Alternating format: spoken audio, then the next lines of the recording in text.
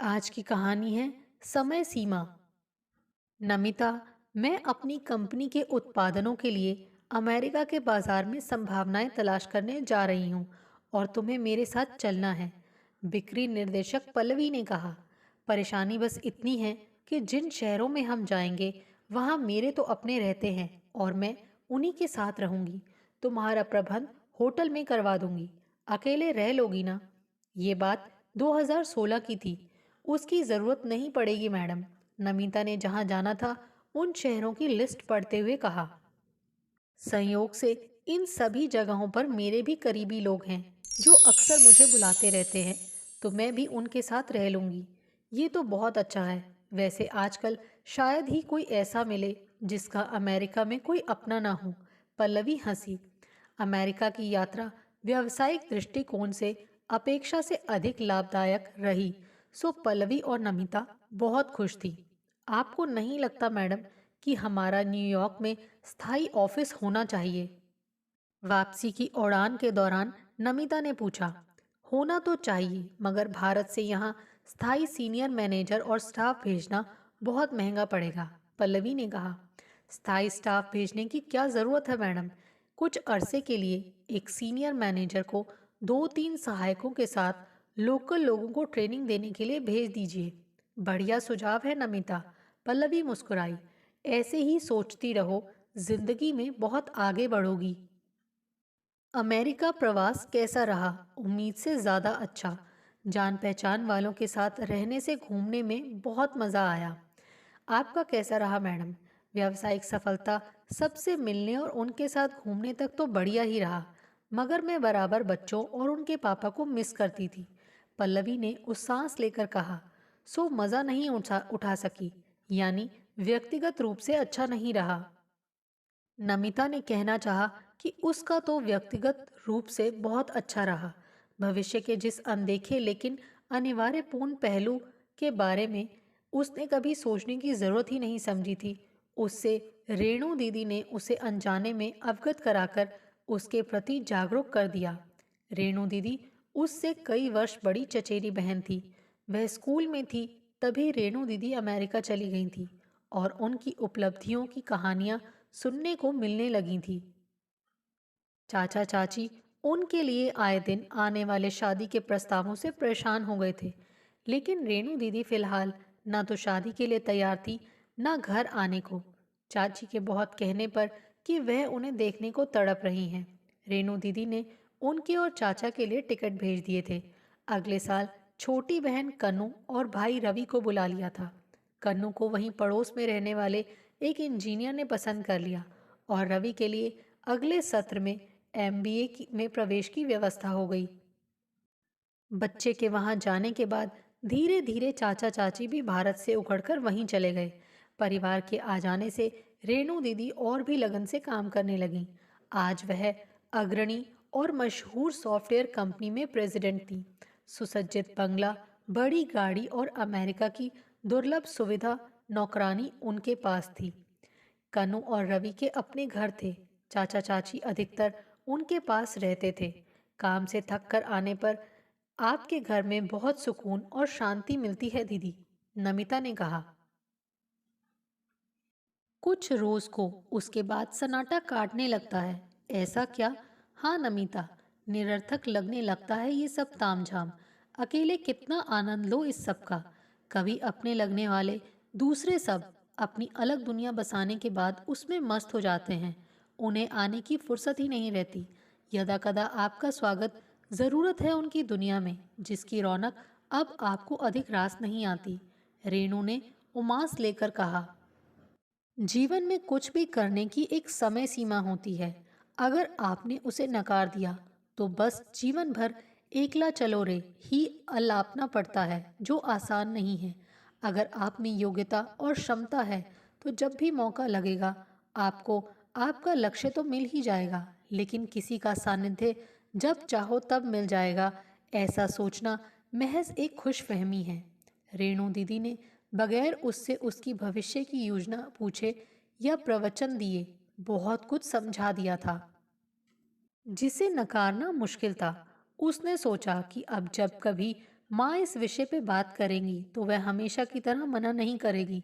America से लौटने के कुछ रोज बाद ही पापा के दोस्त खुशहाल चंद अपने किसी रिश्तेदार का रिश्ता लेकर आ गए।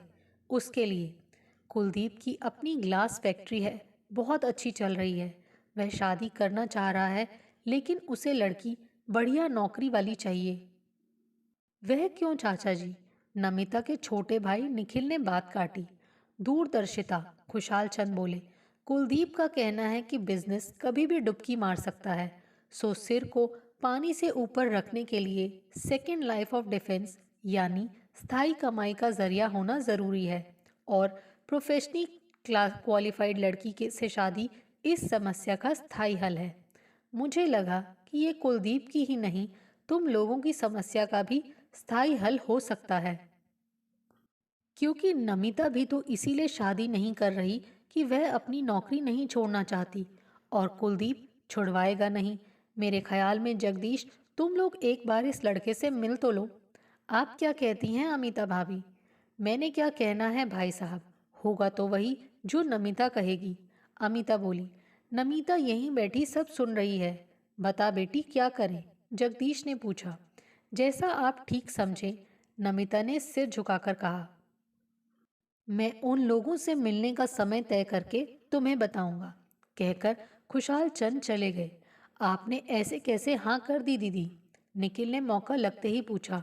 साफ जाहिर है कि या तो लड़के में आत्मविश्वास की कमी है, या फिर वह बीवी की कमाई खाने वाला है। आप ऐसे आदमी से मिलकर क्यों अपना समय व्यर्थ कर रही हैं? खुशहाल चंद जी के सामने जब ये सब कहने की तेरी ही हिम्मत नहीं हुई, तो मेरी कैसे होती? नमिता ने टालने के स्वर में कहा।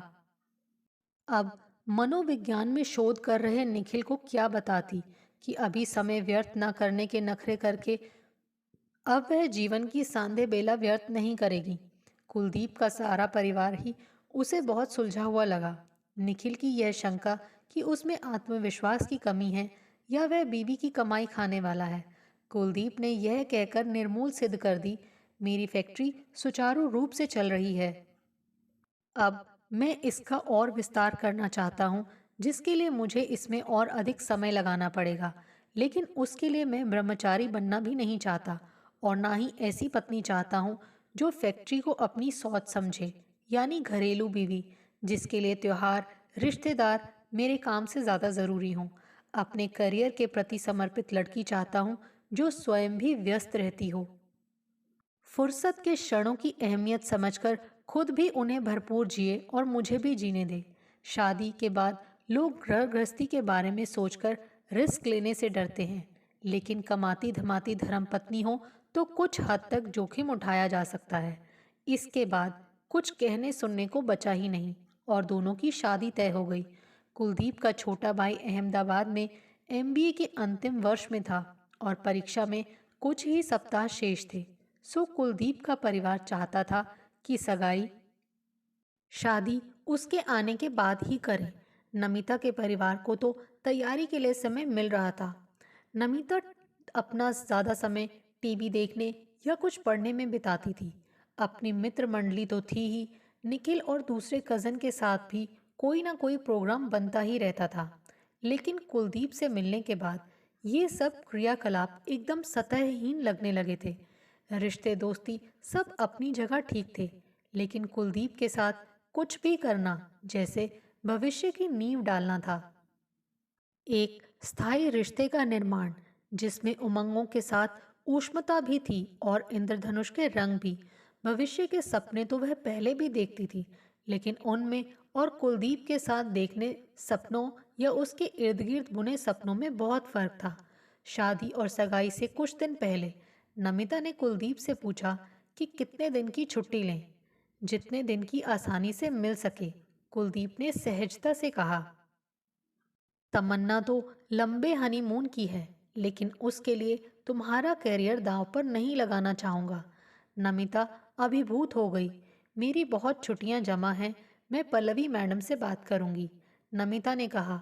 वे बहुत सहृदयता हैं, सो स्वयं ही लंबी छुट्टी दे देंगी। इससे पहले वह पल्लवी से बात करती, पल्लवी ने उसे मैनेजमेंट की मीटिंग में आने के लिए कहा।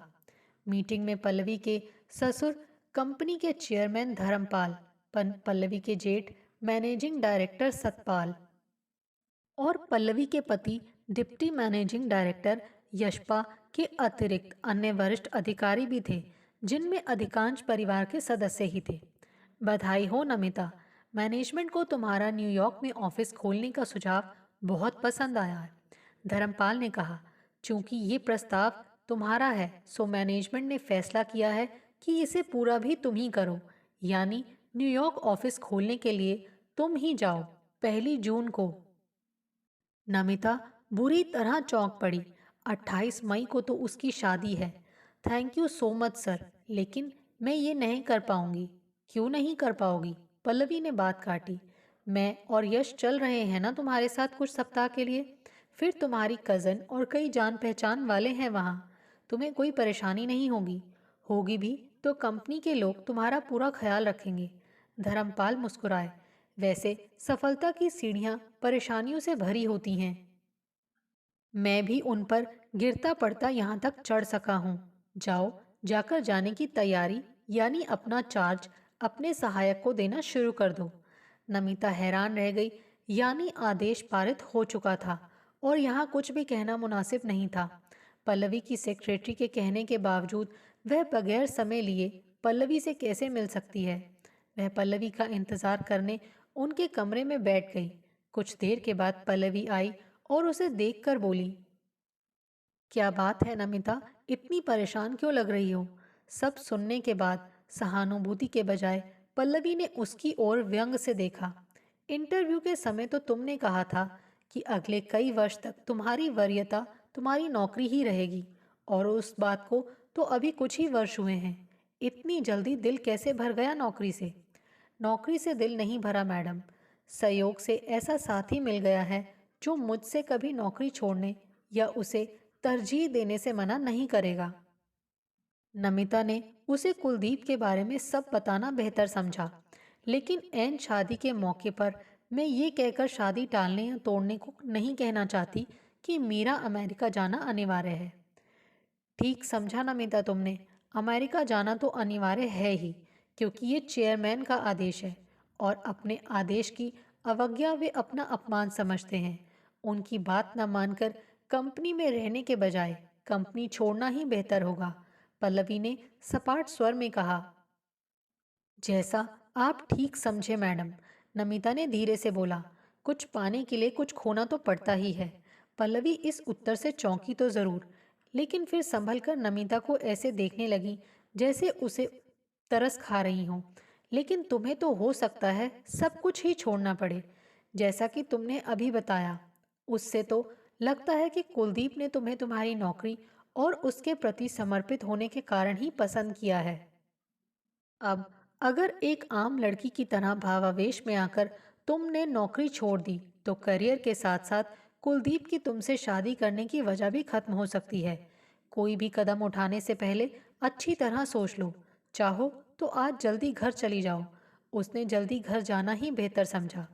आज काम करने की मनोस्थिति तो रही नहीं थी।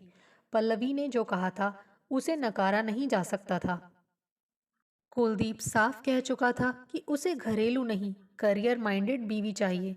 महज शादी के कारण वह करियर बर्बाद करे, ये तो उसे स्वीकार नहीं होगा। और उसका शादी स्थगित करके अमेरिका जाना न उसके अपने परिवार को न ससुराल वालों को मंजूर होगा। दोनों परिवार ही हॉल वगैरह बुक करने के लिए काफ़ी अग्रिम पैसा दे चुके हैं और तैयारियां भी जोरों पर हैं। क्या करे? जब वह घर पहुंची तो अमिता और जगदीश तो बाहर गए। निखिल अपने कमरे में पढ़ रहा था। नमिता ने उसे सब बताया।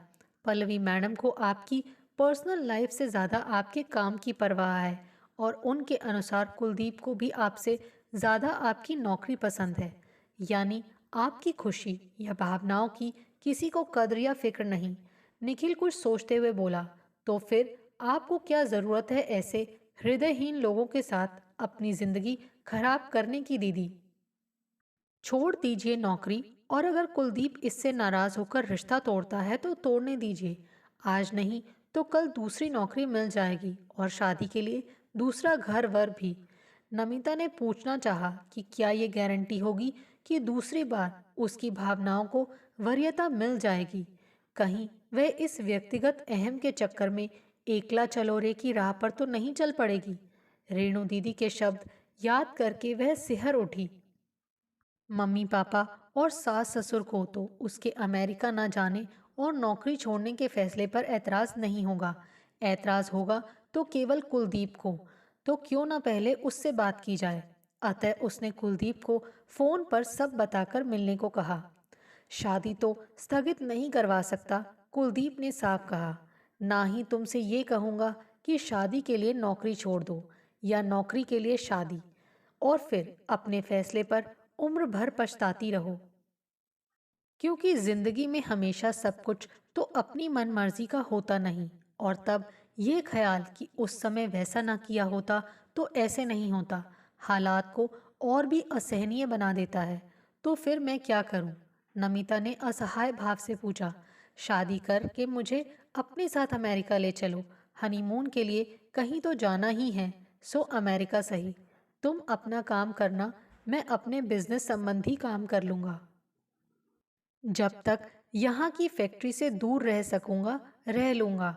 फिर लौट आऊंगा और तुम्हारे लौटने का इंतजार करूंगा। उसमें समय लगेगा। शादी के तुरंत बाद ऐसे अलग होना मुनासिब होगा। हाँ, अगर हम परिस्थितियों और समय सीमा को ध्यान में रखें तो तुम्हें पहले स्वयं को समय सीमा देनी होगी कि तुम कितने दिनों में क्या कर सकती हो, और फिर वह समय सीमा तुम्हें अपनी कंपनी को बतानी होगी कि तुम इतने दिनों में ये काम कर लोगी, और यह काम करने के बाद वहाँ नहीं रुकोगी। इसके साथ ही हमें इस दौरान पैसे का मोह छोड़ना होगा। जब मुझे फुर्सत होगी मैं कुछ दिनों के लिए तुम्हारे पास आ जाऊंगा। तुम्हें मौका लगे तुम आ जाना अपने खर्चे पर। यह समझौते का युग है नमिता, कुलदीप ने गंभीर स्वर में कहा। परिस्थितियों को समझकर उनके साथ तालमेल बैठाने का, व्यक्तिगत अहम या मान्यताओं को वरीयता देने का नहीं। समय की सीमा को समझे तो समय हमेशा तुम्हारे अनुकूल चलेगा। आपका कहना बिल्कुल ठीक है। नमिता के स्वर में सराहना थी और शंका भी। लेकिन और सब भी इससे सहमत होंगे। और सबसे, अगर तुम्हारा मतलब परिवार और ऑफिस वालों से है तो दोनों परिवार को तो मैं संभाल लूंगा। और तुम्हारा पति अगर अपने खर्च पर तुम्हारे साथ जा रहा है तो ऑफिस वालों की तरफ से भी कोई समस्या नहीं होनी चाहिए। यह समाधान पल्लवी मैडम को बता दो। उनकी प्रतिक्रिया जानने के बाद आगे की सोचेंगे, कहकर कुलदीप उठ खड़ा हुआ। फैक्ट्री में काम बीच में छोड़कर आया हूँ। पल्लवी ने उसकी बात बड़े ध्यान से सुनी।